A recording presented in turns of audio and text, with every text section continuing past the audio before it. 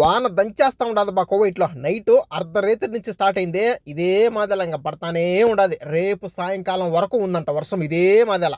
ఇండియాలో ఏమో ఎండలు, కోయేట్లో చూసుకుంటే ఈ మాదిల వారానికి ఒక పారి, 10 రోజులకేమో ఈ మాదిల వానలు. ఈ వానలకు చాలా జాగ్రత్తగా డ్రైవింగ్ చేసుకోవాలి బా డ్రైవర్లా. నేనైతే మామూలుగా పెద్ద రోడ్లు అయితే 60 తప్ప అంతకు మించి స్పీడ్ పాను. మామూలుగా ఇట్లాంటి మందకాల్లో అయితే మహా అంటే 20, 30 అంతే. వర్షం లేనప్పుడు మనం ఎంత స్పీడ్ పోయినా కానీ లెక్కలే. ఒకవేళ ఎమర్జెన్సీ బ్రేక్ కొట్టినా కానీ బండి నిలబడతాది, కంట్రోల్ అవ్వగలుగుతుంది. ఈ నిమ్ము మీద ఈ వర్షంలో ఒకవేళ స్పీడ్ వెళ్ళి బ్రేక్ కొట్టాం అనుకో బండి కంట్రోల్ కాదు, జారిపోయి అయినా కానీ ఇంకొక బండికి గుద్దిచ్చాం.